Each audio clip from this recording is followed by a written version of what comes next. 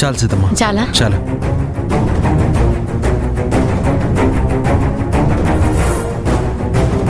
చాలు.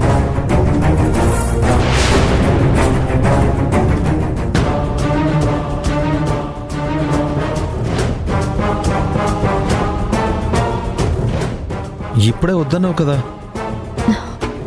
ఇప్పుడు తినాలనిపిస్తుంది. ఏమైంది పవి? ఏం కాలేదు సీతమ్మ. కొంతమంది మనుషుల్ని తమ వైపు తిప్పుకోవడానికి అటెన్షన్ అంతా వీళ్ల మీదే ఉండేలాగా ఒక్కొక్కసారి విచిత్రంగా బిహేవ్ చేస్తూ ఉంటారు.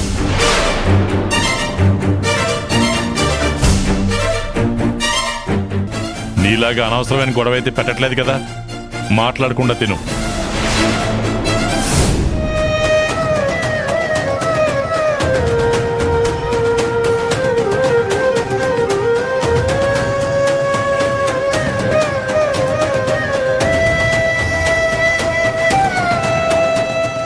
కాస్త మెల్లగా తిను పవి, ఎందుకంత హడావిడి?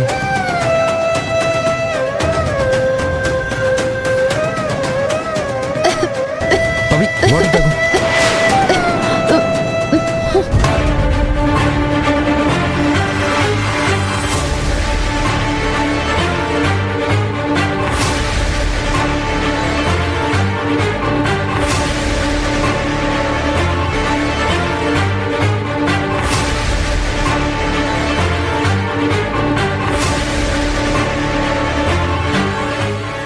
మావయ్య సారీ, నాకు కొంచెం వర్క్ ఉంది. పర్లేదమ్మా, నువ్వు వెళ్ళు.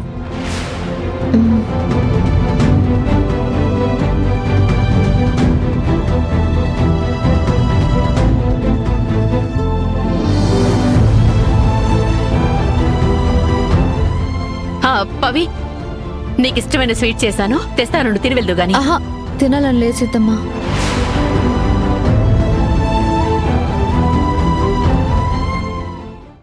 ఇవాళ ఫణీంద్ర అనే లేడు. తనకు కూడా ఈ స్వీట్ చాలా ఇష్టం. పద్యాలు పాడుతూ మరీ ఈ స్వీట్ తినేవాడు. తిండి కోసం పద్యాలు పట్టమేంటి, పాదాలు కూడా పట్టుకుంటాడు. వాసుకి భర్త గురించి ఇలాగేనా మాట్లాడేది? ఆ పద్ధతులు మర్యాదలు తనకు తెలిస్తేనే కదా.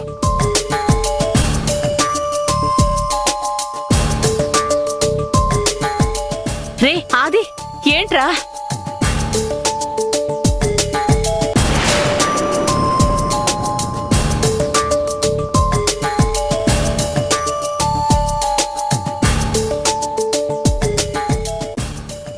మీరు తినండి అన్నయ్య, వాడికి నేను నచ్చ చెప్తానులే.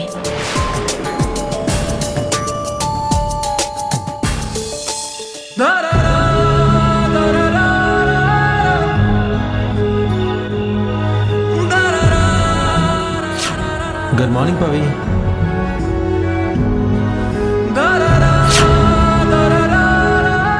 పవి, నేను కూడా వస్తాను పవి. పవి, అరే పవి, అరే పవి, పవి, పవి. వద్దు. పవి, వాటర్ తాగు.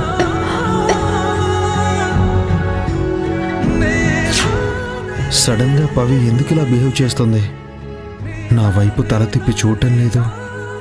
నేను పలకరిస్తే సమాధానం కూడా చెప్పట్లేదు. తన దారి తందే అన్నట్టుంటుంది. ఎందుకో తెలియడం లేదే.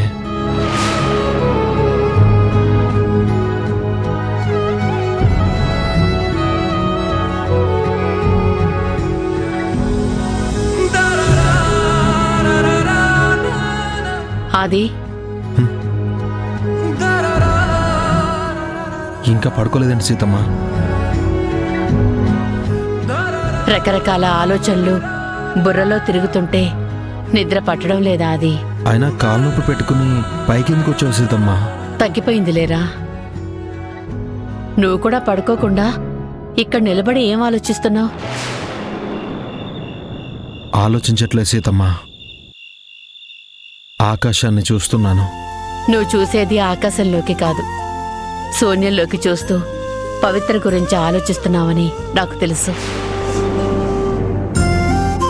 అసలు పవిత్ర ఎందుకు అలా బిహేవ్ చేస్తోంది? ఏమో, బాధ పంచుకుంటే తగ్గుతుంది, సమస్య చెప్పుకుంటే తెలుస్తుంది. అసలు ఏం చెప్పకుండా సైలెంట్గా ఉంటే మనకేం అర్థమవుతుంది సీతమ్మ? నేను తెలుసుకునే ప్రయత్నం చేశానాది, కానీ నాతో ఏం చెప్పలేదు. నువ్వేంటి, నేను కూడా ట్రై చేశాను. అసలు నన్ను టోటల్గా అవాయిడ్ చేస్తుంది. కనీసం నా వైపు చూడని కూడా చూడట్లేదు. ఇప్పుడిప్పుడే ప్రాబ్లం సాల్వ్ అవుతున్నాయి అనుకుంటే మళ్ళీ కొత్తగా ఇదొకటి స్టార్ట్ అయింది. ఎప్పుడు చూసినా ఏదో ఒక టెన్షన్ మనకు ఉండాల్సిందేనా సీతమ్మ? నాకు అదే అనిపిస్తోంది అది. ఒకదాని తర్వాత ఒకటి ఏదో ఒక ఇబ్బంది వచ్చి మనకి ప్రశాంతత లేకుండా చేస్తోంది. ఒకవేళ నిన్న స్వామీజీ అన్న మాటలు పవిత్ర మనసు మీదకు తీసుకొని ఆ బాధ బయటికి చెప్పుకోలేక అలా ప్రవర్తిస్తుందేమోరా. నాకు కూడా అదే అనిపిస్తుంది సీతమ్మ. కానీ తను అలా ఉంటే ఎలా చెప్పు? మనందరం తనకి సపోర్ట్గా ఉన్నాం కదా.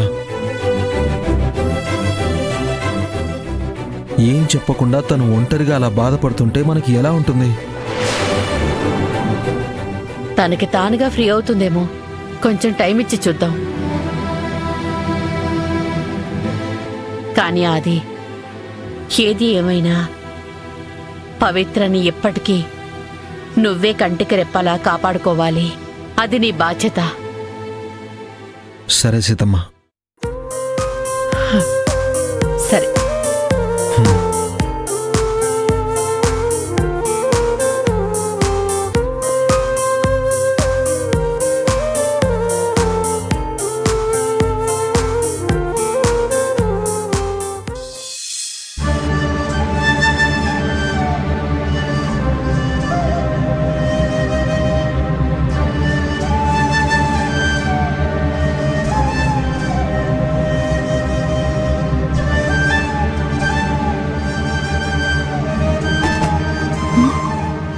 లోపలికి రావచ్చా పవి?